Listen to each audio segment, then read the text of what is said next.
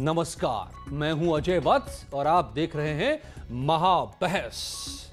तो पहाड़ पर सिक्का बदल गया, राज बदल गया, चेहरा सत्ता का बदल गया, लेकिन राजकाज की तस्वीर कितनी बदल पाएगी? 8-10 महीने में कितने कमाल हो पाएंगे? जो ताज तीरथ के सिर पर सजा है उसमें कितने कांटे, कितने फूल हैं? आज महाबहस इसी पर।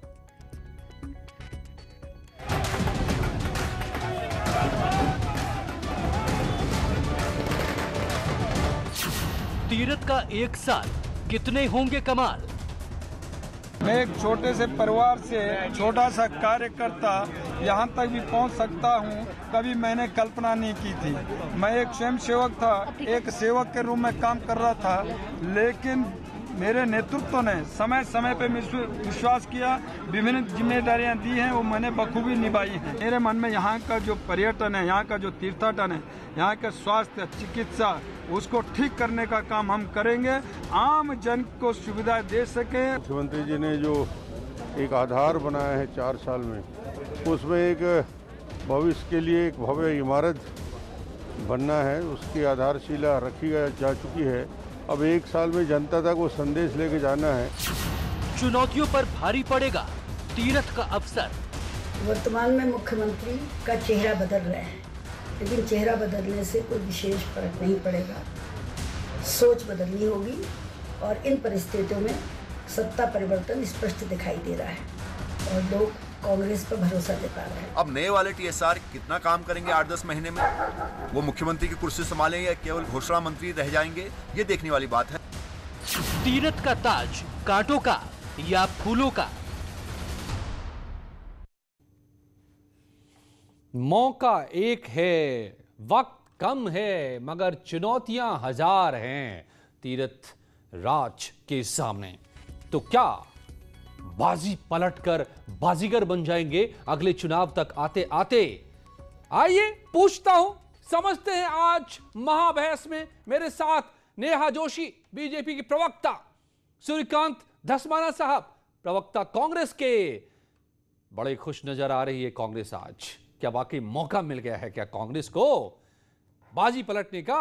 और रविंद्र जुगरान साहब, आम आदमी पार्टी के नेता, आम आदमी पार्टी को भी लगने लगा है कि अब तो हमको भी कुछ फायदा मिल सकता है क्या, क्योंकि हमारे पास भी बहुत सारे सवाल बढ़ गए हैं अब पूछने को। मगर और अनुपम त्रिवेदी बैठकर देख रहे हैं बड़ी गंभीरता से, हमारे एडिटर उत्तराखंड के, सारे खेल को समझ रहे हैं। आप उनकी मुस्कुराहट में के पीछे सारे राज जो हैं वो भी मैं आज आपके सामने ला दूंगा। मगर नेहा जोशी जी, फोकस तो आप ही पर है कि ये आपने चेहरा तो बदल दिया, मगर तस्वीर भी बदल जाएगी क्या? धन्यवाद। देखिए, फोकस हम पर है और हम पर ही रहेगा आने वाले 6 सालों तक भी। हम अभी भी सत्ता में हैं, एक कंटिन्यूटी हम आगे भी देने वाले हैं।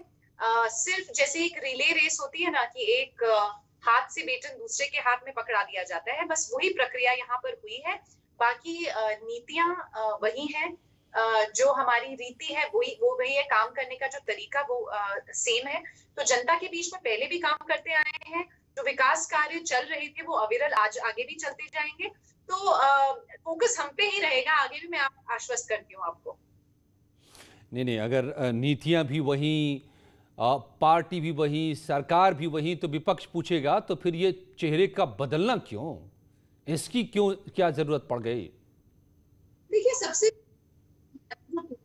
तो है, उसने भी बार बार इस बात को रिपीट किया है कि कुछ और जिम्मेदारी उनको देने का ऐसी योजना पार्टी की बन रही है। और देखिए, सबसे बड़ी बात है, हमारी पार्टी में व्यक्ति महत्वपूर्ण नहीं है, हमारी पार्टी में महत्वपूर्ण है कि पहले भी जो मुख्यमंत्री थे वो बीजेपी के कार्यकर्ता थे, लंबे समय से कार्यकर्ता थे, बिल्कुल ग्रास रूट से, और अभी जिनको कमान संभालनी है वो भी बीजेपी के कार्यकर्ता हैं। तो ये यहाँ महत्वपूर्ण नहीं है कि चेहरा कौन है, महत्वपूर्ण ये है कि भारतीय जनता पार्टी सरकार थी, है, और 2022 में भी। चलिए, आपको शुभकामनाएं हैं। लेकिन सूर्यकांत धस्माना साहब, अभी बीजेपी चाहे इसको सीएम बनाए चाहे उसको सीएम बनाए, आपको क्या, आपकी क्यों बाँछें खिल रही हैं?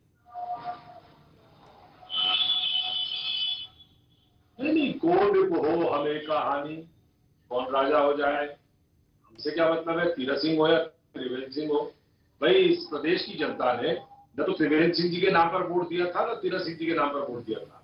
2017 में आधा दर्जन रैलियां प्रदेश भर में, इतने छोटे से उत्तराखंड प्रदेश में आधा दर्जन रैलियां नरेंद्र मोदी जी ने की थी और उन्होंने इस प्रदेश की जनता को मुतमईन किया था कि डबल इंजन की सरकार आएगी तो सबसे पहले 100 दिन के अंदर महंगाई कम हो जाएगी। उन्होंने वादा किया था कि 100 दिन के अंदर राज्य में लोकायुक्त आएगा। उन्होंने वादा किया था कि जितनी वैकेंसीज राज्य सरकार के विभागों में रिक्त पड़ी हुई है उनमें नियुक्तियां होंगी, बेरोजगारी दूर हो जाएगी। उन्होंने राज्य को कहा था कि भ्रष्टाचार मुक्त राज होगा। 4 साल जाया कर दिए आपने। आज आप कह रहे हैं 4 साल जाया कैसे कर दिया? लेकिन उनको नहीं, अरे अरे अरे अरे अरे अरे अब सूर्यकांत जी सुनिए नहीं, पहले आप सुन लीजिए। मैं आपको मुझे रोकना पड़ेगा। नहीं, माफ कीजिएगा। आप कह रहे हैं 4 साल जाया कर दिया और आपके नेता हरीश रावत क्या कह रहे हैं? देखिए वो क्या कह रहे हैं कि ये इस शिकार भले और कड़क व्यक्ति को होना पड़ा, यानी बड़े अच्छे थे त्रिवेंद्र सिंह रावत, उनको शिकार बनाया गया। तो आप तो चाह रहे थे, कांग्रेस तो चाह रही थी कि वो रहें, बड़ा अच्छा काम कर रहे थे। देखिए आज भी लिखा है ये आपके पूर्व मुख्यमंत्री ने। अरे जनाब अच्छे और बुरे का सवाल नहीं है। सवाल यह है कि राज्य आज 22.3 की दर से पूरे देश में बेरोजगारी में पहले पायदान पे आ गया। सवाल यह है कि राज्य में प्रसूता नारियां जो हैं उनके बच्चे सड़क पे हो जा रहे हैं। ये मैं केवल भाषण नहीं दे रहा हूँ, मैं आपको उदाहरण दे सकता हूँ। एक जगह का मसूरी के अस्पताल में गेट में ताला लगा हुआ था और बच्चा सड़क पे हो गया। देहरादून के अस्पताल में जो सबसे बड़ा सरकारी अस्पताल है, उस अस्पताल में उत्तरकाशी की एक महिला 1 सप्ताह तक फर्श पे पड़ी रही, जच्चा और बच्चा दोनों मर गए। आप क्या बात कर रहे हैं? जाया इसलिए कह रहा हूँ कि राज्य में 9,000 करोड़ रुपए का राजकोषीय घाटा हो गया। अरे साहब ये तो बात सारी ठीक है, लेकिन क्या पूर्व मुख्यमंत्री आपके जो हैं, आपके पूर्व मुख्यमंत्री हरीश रावत साहब अगर भले और कड़क कह रहे हैं त्रिवेंद्र सिंह रावत को, एक जाने वाले आउटगोइंग टीएसआर को, तो फिर इसका मतलब तो सब कुछ ठीक था ना? भले थे वो, कड़क व्यक्ति थे, कड़क मुख्यमंत्री थे। अरे जनाब राजनीति में गाली थोड़ी दी जाती है, राजनीति में गाली थोड़ी दी जाती है। त्रिवेंद्र सिंह रावत तो मेरे भी मित्र हैं, बहुत बड़े आदमी हैं, अच्छे आदमी हैं। आप तो चाह रहे थे, नहीं हरीश रावत तो पूरी ताकत लगा बैठे थे कि किसी तरह बने रहें त्रिवेंद्र सिंह रावत, लेकिन बीजेपी भी भांप गई आपकी चाल को लगता है। चले ठीक है, मैं आगे बढ़ता हूं रविंद्र जुरान साहब के पास। हरीश रावत जी के कहने पे ही तो मुख्यमंत्री बनते हैं। ओके, हरीश रावत जी थे पिछली बार, तभी तो बीजेपी के मुख्यमंत्री बने ना। तो आप क्या बात करते हैं? उनकी बड़ी भूमिका है बीजेपी को लाने में, आपकी बड़ी भूमिका है। ओके, अब रविंद्र जुरान साहब जी के कहने पे अगर मुख्यमंत्री बनते हैं, कहने पर नहीं, करने पर एनीवेज आप समझ रहे हैं मैं क्या कह रहा हूं। रविंद्र जुरान साहब, तो आम आदमी पार्टी भी ऐसे ही कांग्रेस की तरह खुश है, आप लोगों के मन में लड्डू फूट रहे हैं भाई, क्यों? नहीं देखिए, लड्डू फूटने का कोई मतलब नहीं है। हमें दुख है, हमें पीड़ा है, हमें दर्द है। ये टीएसआर पार्ट 1 का 90% का 4 वर्ष का कार्यकाल निकल गया। अब शेष जो 10% बचा है 1 वर्ष, टीएसआर 2 है। वही नीतियां, वही पॉलिसीज, वही जीरो टॉलरेंस की बात और करप्शन की भरमार। ठीक, हम लोग जो माननीय मनीष सिसोदिया जी उप मुख्यमंत्री दिल्ली कह के गए थे 4 महीने पहले कि ये नो वर्क चीफ मिनिस्टर है, नो आउटपुट है, उस बात को बीजेपी ने स्वीकार किया और इस सरकार के निकम्मे और नकारा नेतृत्व को उनके हिसाब से जो हम कह रहे हैं और जनता कह रही है उसको एक्नॉलेज किया, उस पर मोहर लगाई और अब हटाया। अब टीएसआर भूल सुधार आया है तो ये तो अच्छी बात है ना। जी हाँ, कर्मकार कल्याण बोर्ड, भेड़ ऊन वाला जो मेनका गांधी जी ने करप्शन बताया, स्कॉलरशिप स्कैम यानी छात्रवृत्ति घोटाला, 22% बेरोजगारी और 21 प्रदेशों में से 17वें पायदान पर स्वास्थ्य का हाल, सैकड़ों हमारी प्रसूता बहनें, बेटियां, बुआरियां लेकिन इलाज के अभाव में 150 से 200 किलोमीटर चल के आई, उनको की बात माने तो भूल सुधार कर लिया ना, तो कोर्स करेक्शन कर लिया ना। नहीं देखिए, भूल सुधार नहीं किया है तो मजबूरी में, दबाव में, और जनता में जो हाहाकार मचा है और बीजेपी की छवि जो ग्राफ जो है वो बड़ी तेजी के साथ गिर रहा है, और प्रचंड बहुमत देने के बाद भी तीनों जगह उत्तराखंड, यूपी और दिल्ली में, सेंटर में आप एक स्थिर सरकार, एक स्थिर फेस, एक स्थिर चेहरा नहीं दे पाए। आपने प्रदेश को अस्थिरता के माहौल में धकेल दिया और अब आपने नया नेतृत्व दिया है। हमारी शुभकामनाएं हैं नए मुख्यमंत्री तीरथ सिंह रावत जी को कि ईश्वर उनको इतनी क्षमता प्रदान करे कि वो देवभूमि उत्तराखंड के लिए कुछ अच्छा काम कर सके। ये हम चाहेंगे, ये उत्तराखंड की जनता भी चाहेगी, पार्टी भी चाहेगी, व्यक्तिगत रूप में मैं भी चाहूंगा कि आगे अच्छा हो। लेकिन as a member of parliament Pauri Lok Sabha के, ठीक है, ये जो 4 साल का पीरियड निकला, हमने तीरथ सिंह रावत जी को सीनियर लीडर होने के बावजूद भी कभी भी भ्रष्टाचार के मामलों में या ब्यूरोक्रेसी जिस हिसाब से सरकार को चला रही थी या जितने भी गलत सलत निर्णय हो रहे थे, कभी मुखर नहीं देखा, कभी अपना वक्तव्य उनका नहीं सुना, कभी उनकी चिंताएं प्रकट नहीं हुई। तो हम कैसे क्या उम्मीद लगाएं, क्या उम्मीद लगाए? जनता तो मारी गई, जनता का नुकसान क्या उम्मीद लगाए आप? जनता क्या उम्मीद लगाए? अनुपम त्रिवेदी नहीं बढ़ा है। एडिटर उत्तराखंड। और एक बात और अनुपम से समझते हैं क्या 57 MLAs में से क्या है कि जब आपको 5 साल का समय मिलता है तो वो 5 डे टेस्ट मैच की तरह होता है कि आप अपना क्लासिकल पूरा क्रिकेट दिखाइए, रुक रुक के खेलिए, कुछ शॉट मारिए, आराम से फुर्सत में खेलिए। वो तो अब समय निकल गया, अब तो 2020 के मोड का समय रह गया है सरकार के पास। तो अगर तीरथ सिंह रावत आए हैं और उन्होंने ताबड़तोड़ बैटिंग नहीं करी, और जिस पॉलिटिकल मैनेजमेंट के लिए वो यहाँ पर लाए गए हैं उत्तराखंड में, बेसिकली पार्टी की इमेज को सुधारना, जो एंटी इनकम्बेंसी अगर थी बीजेपी के खिलाफ जिसकी वजह से इनको चेहरा बदलना पड़ा, तो उस एंटी इनकम्बेंसी को न्यूट्रलाइज करना और उस तरीके से प्रोजेक्ट करके अपनी सरकार को एक बढ़िया गवर्नेंस देने वाली सरकार के तौर पर प्रोजेक्ट करके 10 महीने बाद चुनाव में जाना। देखिए, उत्तराखंड के 10वें मुख्यमंत्री और इनके पास कार्यकाल सिर्फ 10 महीने का है, तो इतने कम समय में ये क्या कर पाते हैं, इस पर सबकी नजरें लगी रहेंगी। यही सबसे बड़ा इनके लिए चैलेंज है। पार्टी के तमाम गुटबाजी बहुत हावी है बीजेपी के अंदर, उसको कैसे साधें। अभी देखिए, कैबिनेट बनाने के लिए आज से एक्सरसाइज शुरू हो गई है, उसके अंदर बहुत सी लॉबिंग्स हो रही हैं, मिनिस्टर कौन बनेगा कौन नहीं बनेगा, खूब प्रेशराइज किया जा रहा है। तो अभी से ही, आज से ही जो है तीरथ सिंह रावत की पूरा जो है, कहते हैं कि एक तरीके से परीक्षा शुरू हो गई है। वो अभी मीटिंग भी ले रहे हैं पार्टी के कार्यकर्ताओं के साथ, और कुल मिला के 10 महीने का मैंने समय कहा, तो ये 2020 मैच की तरह है अजय। तो देखिए किस तरीके से स्कोर कर पाते हैं। तो ये नेहा जोशी जी, कितना का टारगेट है ये 2020 का मैच जो आपने खेलने के लिए भेज दिया है, मैदान में उतार दिया आखिरी वक्त पे बेचारे तीरथ राज जी को एक TSR को हटा के, तो टारगेट क्या है? टारगेट कितने का है इनके पास? चुनौतियां कौन कौन सी हैं नेहा जी? जी अजय, आवाज सुन पा रहे हैं आप? Yes please go on. जी अजय जी, देखिए अभी मेरे जो साथी थे कांग्रेस के, देखिए आम आदमी पार्टी तो नॉन इश्यू उत्तराखंड में, उनको जवाब देने का मुझे कोई फायदा नहीं लगता।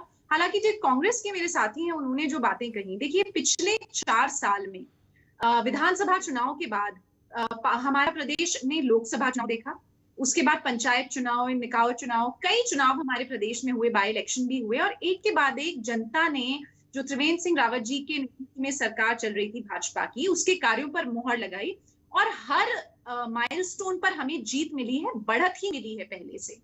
तो विपक्ष जो हमारा है उसको कोई मुद्दे तो मिल नहीं रहे हैं। आज उनको लग रहा है कि हमने स्वेच्छा से, पार्टी में एक इंटरनल डेमोक्रेसी का सिस्टम है और किन्हीं कारणों से अगर हमने नेतृत्व परिवर्तन जैसा निर्णय, उनको लग रहा है कि इस पर अपनी राजनीति अगर चमका लेंगे तो बिल्कुल आपके पास ये तो सवाल आपको पूछेंगे ना कि अगर जनता मुहर लगाती रही उनके काम पर, तो पार्टी के नेता में क्यों बवाल पैदा हो गया जिसकी वजह से ये सब करना पड़ा बीजेपी को? ये पूछना चाहती हूँ, क्या उनको पता है पहली बार डबल डिजिट में हरीश रावत जी की सरकार में अनएम्प्लॉयमेंट दर गई थी? ये लेगेसी छोड़ के गए थे हमारे पास, और फिर किस तरीके से वो मुंह मोड़ लेते थे जब भ्रष्टाचार होता था, वो हम सबने देखा है, कैमरे पर देखा है, एडमिट करते हुए देखा है। और यहाँ पर एक व्यक्ति है, एक सरकार है जहाँ सूर्यकांत धस्माना साहब को सामने लाइए। नेहा जी एकदम अटैकिंग मूड में है सूर्यकांत जी पर, तो सामने लाइए, जवाब देंगे सूर्यकांत जी। देखिए एक बात कहना चाहता हूँ। पहली बात तो आप ये बताइए, नेहा जी की बात को ही मैं दोहरा रहा हूँ कि त्रिवेंद्र सिंह रावत बहुत अच्छा काम कर रहे थे, उनके काम पर जनता लगातार मोहर लगा रही थी। तो आप मुझे एक बात का सवाल दे दीजिए कि राज्य का बजट चल रहा है विधानसभा में भराड़ीसैंण में, देहरादून में नहीं, ग्रीष्मकालीन राजधानी में भराड़ीसैंण में, और बीच बजट में विनियोग विधेयक पास नहीं हुआ। अलग अलग विभागों के बजट तो तलब कर लिया गया, दिल्ली विधानसभा का सत्र बीच में रोक दिया गया, उसको अनिश्चितकाल के लिए स्थगित कर दिया गया। और राज्य का सबसे इंपॉर्टेंट इशू बजट, जिसमें पूरे प्रदेश के अंदर विकास की तमाम योजनाएं, विकास के अलग अलग आयाम, विकास के अलग अलग विभागों के बजट, उस पर चर्चा करने की बजाय ऐसी कौन सी मुसीबत, ऐसी कौन सी इमरजेंसी। नहीं सूर्यकांत जी, आपकी आवाज थोड़ी टूट रही है। और 4 दिन की जो नौटंकी आपने इस प्रदेश के अंदर करी, हाँ नहीं कहीं आपको भी तो वही बजट में, इसी बजट के दौरान मुझे याद आ रहा है जब आपकी सरकार थी हरीश रावत जी की, तो ऐसा ही खेल हुआ था, बजट के दौरान ही बहुत कुछ हुआ था। कहीं वही खेल तो नहीं करने वाले थे आप लोग, बदला तो नहीं लेने वाले थे? बहुत अच्छा कि आपने याद दिला दिया। नहीं आप लोग कुछ खेल तो नहीं करने वाले थे? हमने बदला नहीं लिया महाराज। हमारी सरकार को तो बड़े बड़े झोले लेकर के जो आए थे, बड़े बड़े झोले, जहाज में बड़े बड़े बैग लेकर के आए थे, और उसके बाद खरीद फरोख्त हुई थी, और राज्य में ये मैं नहीं कहता, ये मुझे नहीं पता, ये आपके सियासी आरोप जो लगाए, लेकिन अरे कैसी बात कर रहे हो, कैसी बात कर रहे हो? तो क्या इस बार झोला, इस बार बोरियां आपने भेज दी थी क्या? आपकी बार बोरियां आपकी चली गई थी क्या? हाँ, इस बार हमने बोरियां भेज। अच्छा, हमारा जहाज है, हमारी सीबीआई है, हमारा पास सारा इंतजाम है कि हम झोला लेकर के आ जाएंगे। अरे कमाल की बात। टीवी पर बैठे बहुत शान से कहते हैं, पूरे देश ने तमाशा देखा, पूरे देश ने वो तमाशा देखा जो 16-17 मार्च को नेहा बीच में नहीं बोला करते, आप तो डिबेट बहुत अच्छा करती हैं। प्लीज मुझे अपनी बात कंप्लीट करने दीजिए, अपनी बात आप अपने बारे में कहिए। मैं कहना चाहता हूँ कि जो केंद्र के मंत्री आए थे जहाज में बड़े बड़े बैग लेकर के, और सरकार को गिराने की जो साजिश की गई थी, हम कौन सी साजिश कर रहे थे? तो इस बार आपने तो नहीं भेजी ना? प्रधानमंत्री जी ने बुलाया, दिल्ली से तो जेपी नड्डा। अरे साहब, हम नहीं गैरसैंण में आपने तो कुछ नहीं कमाल ऐसा भेज दिया ना कुछ। बैठे थे, हमारे 11 के 11 विधायक वही थे। हम तो प्रदेश के गन्ना किसानों के ऊपर चर्चा कर रहे थे, हम तो किसान की उन महिलाओं पे चर्चा कर रहे थे जिन पे लाठियां चलवा दी, जिन पर वाटर कैनन चलवा दिया त्रिवेंद्र सिंह सरकार ने। हम तो उन लोगों के बारे में बात कर रहे थे जो उपनल के कर्मचारी हाई कोर्ट के आदेश का पालन करवाने के लिए धरना स्थल पर बैठे हुए हैं। हम तो उनकी बात कर रहे थे जो सड़कों पर पूरे प्रदेश के कर्मचारी आज आने को तैयार है, हम उनकी चर्चा कर रहे थे। जेपी नड्डा साहब। ओके, अनुपम को मैं लाऊंगा, फिर रविंद्र जी के पास भी जाऊंगा मैं। अनुपम जी, ये पता नहीं कि पर्दे के पीछे राजनीति में क्या क्या चीजें चलती रहती हैं। आप मुस्कुराते रह जाते हैं, बोलते हैं वही जो आपका एडिटोरियल सेंस कहता है। तो आप मुझे कम से कम ये तो बताइए कि ये जितना बड़ा मौका है, उससे कितनी बड़ी चुनौतियां हैं तीरथ राज साहब के सामने, कितने कांटे हैं उनके रास्ते में। 10 महीने का वक्त है, पार्टी को भी संभालना है, बवाल को भी शांत करना है, पब्लिक में परसेप्शन को सुधारना है, क्या क्या कर लेंगे?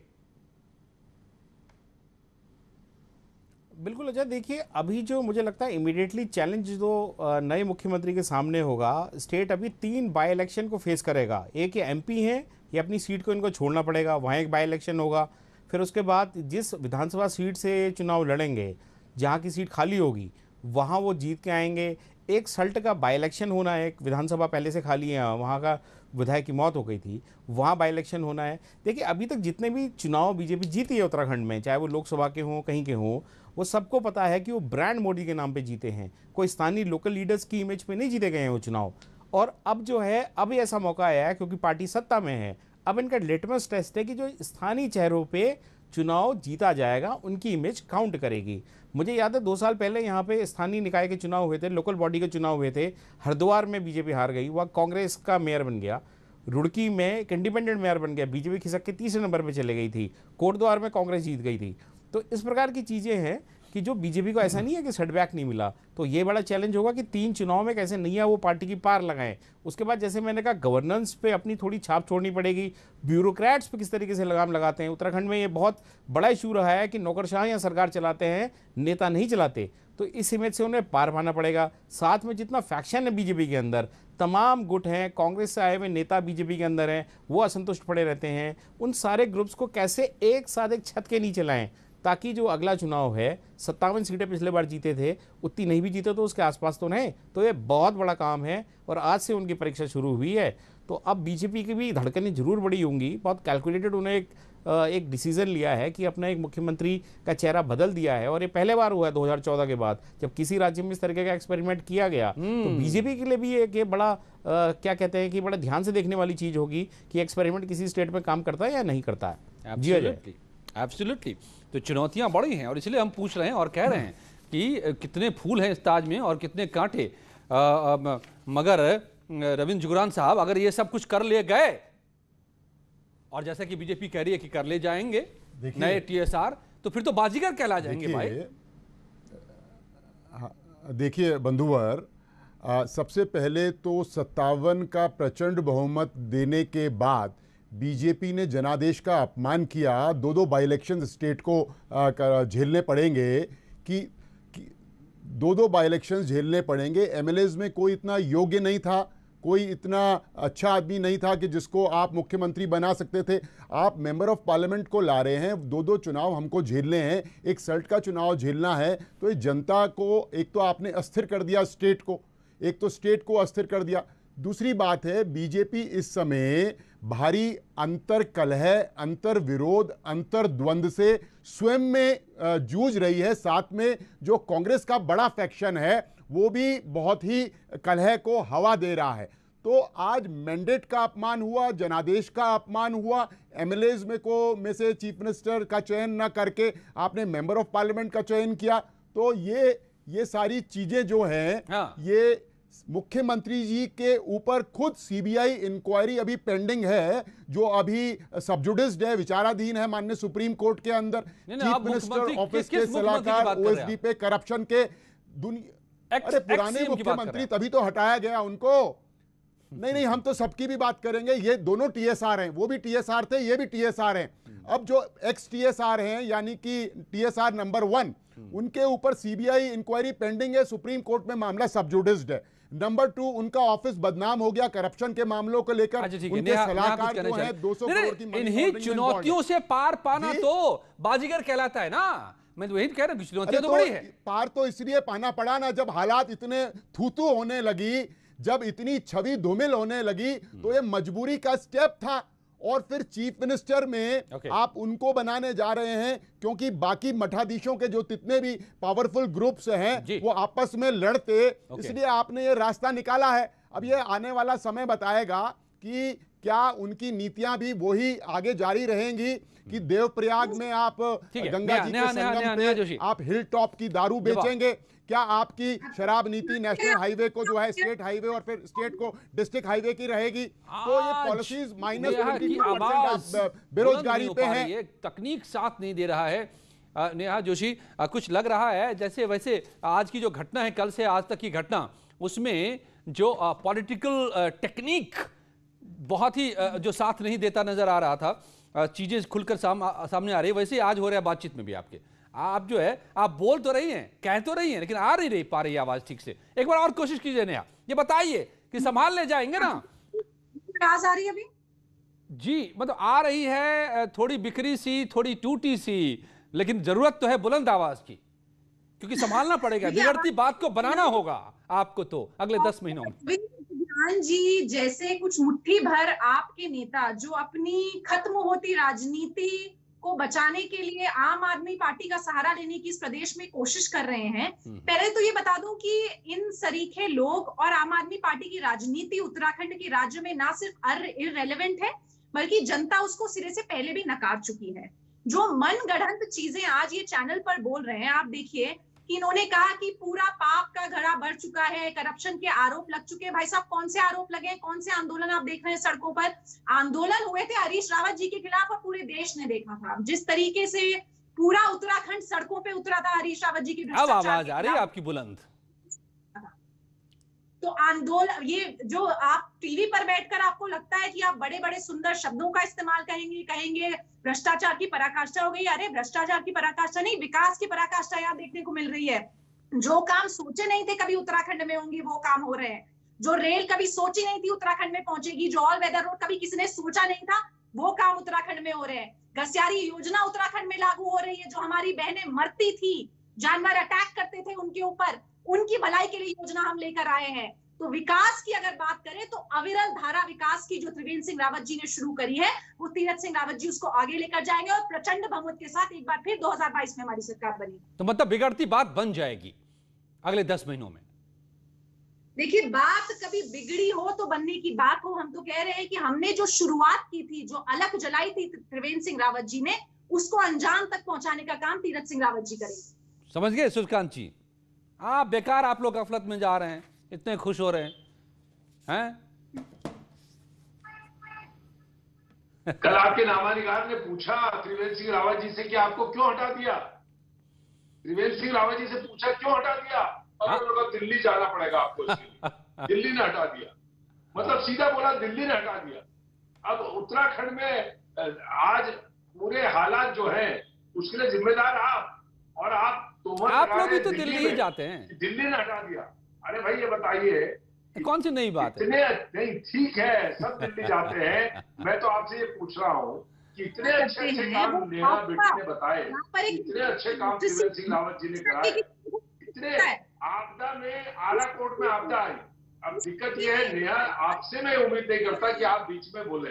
मैं तो हमेशा आपसे ये एक्सपेक्ट करता हूँ कि आप नेशनल चैनल्स में आप बात करती हैं, आप मेरी बात पूरी होने दीजिए। मैं पूछ रहा हूँ कि आज 1.5 महीना होने जा रहा है, ऋणी में एक ऋणी गांव में जोशीमठ में आपदा आई, उसमें 150 से ज्यादा लोग आज भी निकलते जा रहे हैं धीरे-धीरे। उनको पकड़िए, उत्तराखंड की चिंता हम पर छोड़ दीजिए। नहीं, उसमें तो त्रिवेंद्र सिंह रावत सबसे पहले पहुंचने वाले व्यक्तियों में से थे।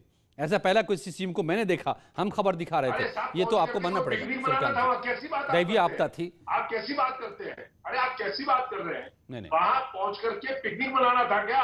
वहां पर जो लोग फंसे हुए 150 लोग, 1.5 महीना हो गया और उनको पता ही नहीं है कि कहाँ है लोग। कोशिश की गई, ये तस्वीरें हमने देखी, कामयाबी नहीं मिली जो होनी चाहिए थी, वो ये बात है। अरे भाई चलिए, अभी आज के मुद्दे पर हम बात कर रहे थे, समय समाप्त होने को है सूर्यकांत जी, लेकिन ठीक है, आप लोगों को लगता है कि ये मौका है आप लोगों के लिए जो बदलाव बीजेपी ने किए हैं। अनुपम, आपको अब जाते जाते फाइनल एडिटोरियल कमेंट आपका देहरादून में बैठ करके, तो इम्तिहान तो होना है 10 महीने बाद जनता के बीच, लेकिन उससे पहले खुद बीजेपी को अपने ही इम्तिहान से गुजरना पड़ रहा है। पास हो जाएगी ना पार्टी? ठीक है अजय, मैं इसको इस तरीके से कहता हूं कि जब कोई पार्टी सत्ता में नहीं होती है तो उसके पास एक एडवांटेज है कि वो सपने दिखाए, वो बताए कि साहब हम ये कर देंगे, हम सत्ता में आएंगे तो बहुत कुछ चेंज कर देंगे, अपने प्रोग्राम्स करेंगे। लेकिन जब आप सत्ता में आ जाते हैं फिर आपको अपने आप को रिजल्ट देना पड़ता है, और उस रिजल्ट के बिना पे आपको लोग चुनते हैं या रिजेक्ट करते हैं। बीजेपी के साथ यही दिक्कत है, वो अभी सत्ता में है, 2017 से पहले सत्ता में नहीं थे, वो चुने गए और जबरदस्त मैंडेट के साथ चुने गए। वो मैंडेट मुझे लगता है पार्टी ने कहीं ना कहीं बर्बाद किया है। तो अब उस मैंडेट को जो वो जिसको वो नहीं कहीं ना कहीं पे भुना पाया, जनता को नहीं क्रिएट कर पाया, वो सबसे बड़ा चैलेंज।